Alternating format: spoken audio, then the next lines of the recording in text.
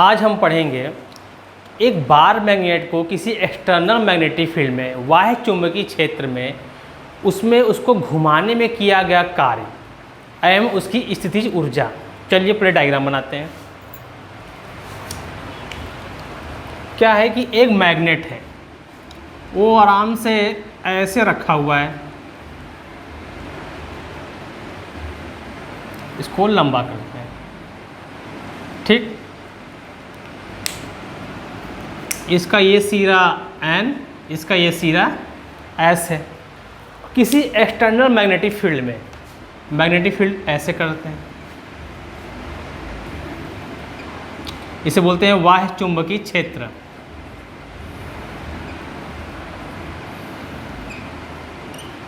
और ये एंगल बनाते हैं थीटा। थीटा नहीं, इसको लेते हैं इस बार θ1। मैग्नेटिक फील्ड से ये जितने लाइंस है बी मैग्नेटिक फील्ड, वो एक बार मैग्नेट, एक दंड चुंबक जिसे बोलते हैं चुंबकीय द्विध्रुव भी बोल सकते हैं, ठीक है, मैग्नेटिक डाइपोल से थीटा एंगल, ये भी थीटा, ये भी थीटा, सर सारे θ1 होंगे अगर ये θ1 है तो बोल रहा है कि इसको थोड़ा सा, इसको इस मैग्नेट को ऐसे से ऐसे कर दीजिए तो कितना कार्य करना पड़ेगा। लास्ट लेक्चर में हमने बताया था कि इस पर यह मैग्नेटिक फील्ड, इस पर इस साइड फोर्स लगाया था और इस पर उस साइड, उसके अकॉर्डिंग ये ऐसे घूमेगा। जाहिर सी बात है, इस पर फोर्स इस साइड है, इस पर फोर्स उस साइड है, इस पर इस साइड, तो ये इस पर अगर फोर्स इस साइड है, इस पर इधर, तो ये घूमेगा, ये नीचे आना चाहता है।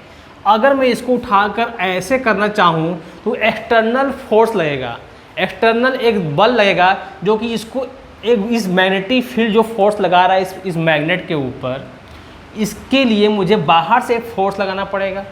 वही बोला है उस फोर्स को, इसको घुमाने में कितना कारक लगेगा। तो हम मान लेते हैं कि इस मैग्नेट को हमने ऐसे से ऐसे कर दिया,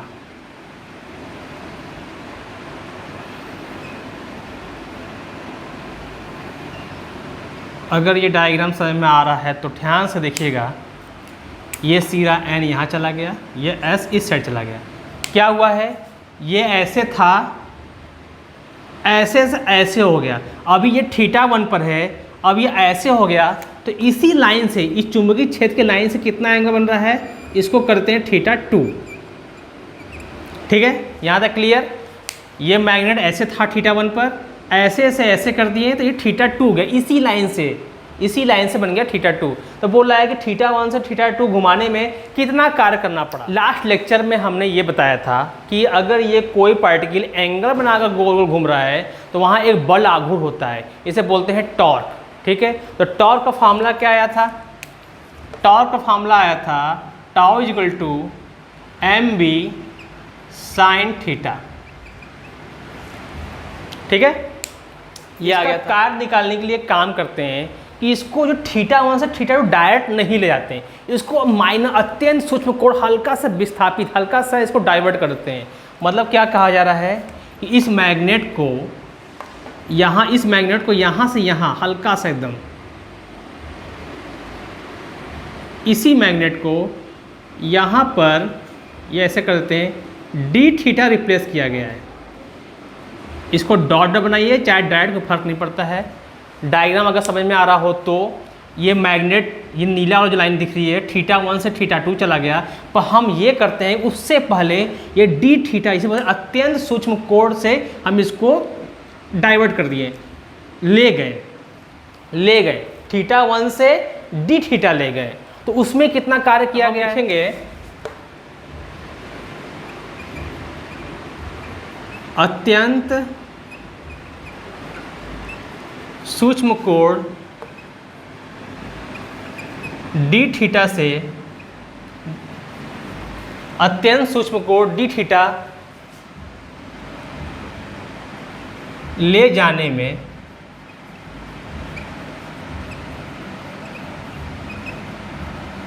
किया गया कार्य। ठीक है,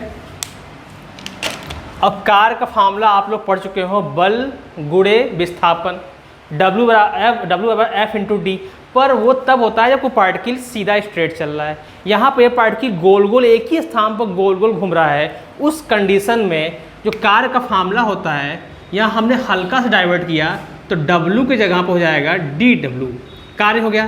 फार्मूला होगा टॉर्क गुणे एंगल, कितना एंगल रखे हम लोग, डी थीटा, ये हो जाएगा कार्य का फार्मूला।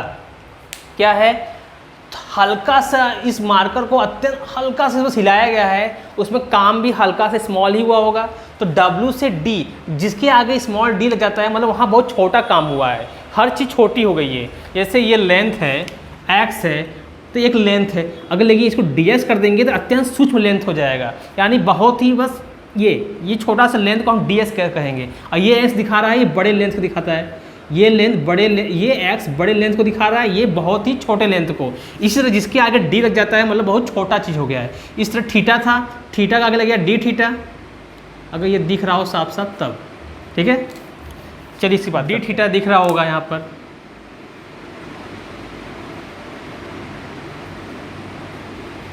ठीक है। अब आगे बढ़ते हैं। इस टॉर्क की वैल्यू इसमें पुट कर दीजिए, क्या हो जाएगा, mb sine theta D theta, ये निकल गया छोटा सा कार्य। इसको समीकरण, इसको 1 कर दीजिए, इसको 2 कर देता हूँ।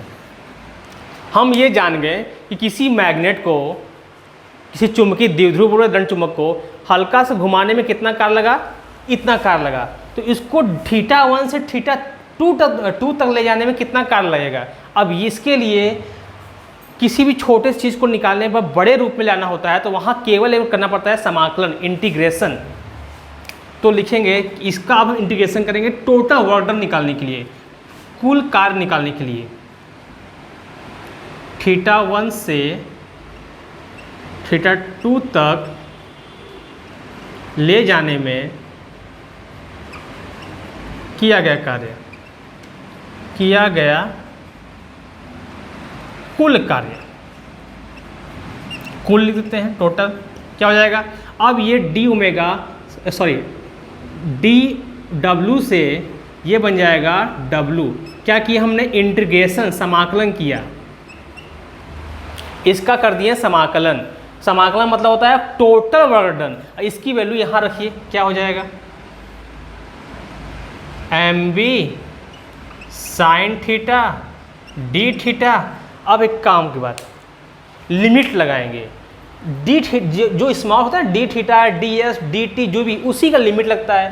तो यानी ये पोर्शन कह रहा है कि आप डी थीटा है तो थीटा का लिमिट रखिए, कहाँ थे और कहाँ चले गए, θ1 पर थे और θ2 पर चले गए, यानी इसकी लिमिट क्या होगा, θ1 पर थे और θ2 पर चले गए। इसको आप सॉल्व करेंगे, इसके अंदर जो भी कांस्टेंट है जो समय के साथ नहीं बदल रहा है उसको बाहर निकालिए। मैग्नेटिक डाइपोल मोमेंट ये बाहर जाएगा, ये फिक्स होता है। चुंबकीय क्षेत्र जहाँ से आ रहा है वो भी फिक्स ही है। साइन थीटा और थीटा का वेरिएबल है, इनको अंदर रहने दो। तो यानी कि आपका जो W हो जाएगा, वर्क डन हो जाएगा mb इंटीग्रेशन में θ1 से θ2 साइन थीटा डी थीटा। अब बात करते हैं इसकी लिमिट की। एक बात जानिए कि समाकलन के अंदर यदि साइन थीटा है तो बाहर क्या आएगा, ये मैथ में बच्चों को पता होगा, क्लास 12 का, पर बायो बच्चे नहीं जानते हैं तो जान लीजिए। अगर ऐसा कोई केस होगा तो बाहर आएगा माइनस का कॉस थीटा ही आएगा, ठीक है। अगर साइन थीटा डी थीटा हुआ है तो बाहर बन के आएगा माइनस का साइन थीटा बनकर आएगा, और जो भी लिमिट होगा वो बाद में लिमिट कैद कर देंगे। तो यहाँ पर क्या बन जाएगा, यहाँ पर इसको ऐसे कर देता हूँ, इधर लिख देता हूँ, क्या बनेगा इधर, W = mb ब्रैकेट के अंदर माइनस का कॉस थीटा, लिमिट क्या है, θ1 से θ2, θ1 से θ2, इस माइनस को बाहर कर दीजिए, क्या हो जाएगा, माइनस का mb cos थीटा θ1 से थीटा 2। अब बात करते हैं लिमिट की। लिमिट कैसे देखते हैं हम लोग। लिमिट का मतलब अगर कोई भी चीज़ ऐसे रखा हो, मान लीजिए a और b, तो पहले इसको x के स्थान में b रखेंगे, फिर माइनस करके नीचे वाला रखेंगे b माइनस a। उसी तरह क्या हो जाएगा, cos theta 2 minus cos theta 1, क्या हो जाएगा ये माइनस का mb cos थीटा 2 जो कि ऊपर लिखा है, माइनस का नीचे वाला। ठीक है, ये निकल गया वर्क डन। लेकिन ये माइनस बाहर है ना, इसको अंदर ले जाइए। अंदर जाने पर क्या हो जाएगा, जो पोर्शन प्लस में वो माइनस, जो माइनस में हो जाएगा प्लस में। तो ये हो जाएगा आपका एम बी ब्रैकेट में cos theta 1 minus cos theta 2। यहाँ पर ये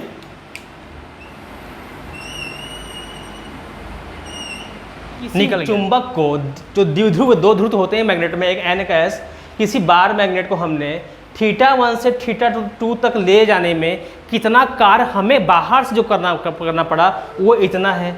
बोल रहा है स्थितिज ऊर्जा। बात करते हैं स्थितिज ऊर्जा कहते किसे हैं, वह ऊर्जा जो कि स्टोर्ड रूप में पड़ा रहता है। स्टोर, जैसे ये मार्कर इस हाइट पर है तो इसकी स्थितिज ऊर्जा क्या है, छोड़ देंगे तुरंत ये गति में आ जाएगा नीचे, यानी इतनी ऊर्जा इसके अंदर स्टोर्ड है ज़मीन से। यानी कि इसके अंदर कितनी ऊर्जा स्टोर है, बात घुमा करते हैं। अगर ये मैग्नेट को थीटा 1 से थीटा 2 तक ले जाने में, यदि इस मैग्नेट को थीटा 1 से थीटा 2 तक ले जाने में मान लीजिए 100 जूल कार्य करना पड़ा बाहर से, क्योंकि ये मैग्नेट इसको इधर ले जा रहा था। थीटा 1 से थीटा 2 तक ले जाने में 100 जूल लगा, एग्जाम्पल लेते हैं। तो वो 100 जूल गया कहाँ, वो तो मैंने खर्च किया। इस चुंबक को यहाँ से यहाँ तक ले जाने में हमने 100 जूल, मेरे हाथ ने 100 जूल खर्च कर दिया। तो वो 100 जूल गया कहाँ, वो 100 जूल इस मैग्नेट के अंदर स्टोर्ड हो गया है। उसी बोलते हैं स्थितिज ऊर्जा। अगर कैसे पता स्टोर हो गया है, जैसे इस मैग्नेट को हम छोड़ देंगे, अपने हाथ से छोड़ देंगे, तो ये मैग्नेटिक फील्ड फिर से इसको इस तरफ तुरंत इसको इस तरफ घुमा देगा। ये घुमा देगा या ये कहिए कि ये मैग्नेट खुद अपने आप में घूम गया, ये भी कह सकते हैं। ये खुद घूम गया या इसने घुमा दिया। यानी कि जो मैंने इसको थीटा 1 से थीटा 2 तक ले जाने में जो ऊर्जा खर्च किया, वो ऊर्जा इसके अंदर स्टोर्ड हो गया है, उसे बोलते हैं स्थितिज ऊर्जा। तो कैसे इसको इंडिकेट करते हैं, स्टोर्ड एनर्जी को हम संचित ऊर्जा को, इसको हिंदी में संचित ऊर्जा बोलते हैं, इसको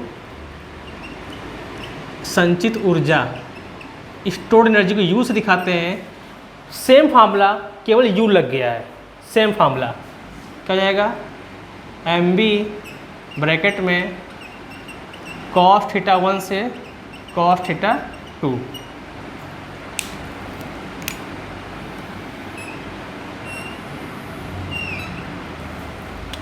यहाँ पर ये डेरिवेशन भी हो गया अच्छे से समाप्त।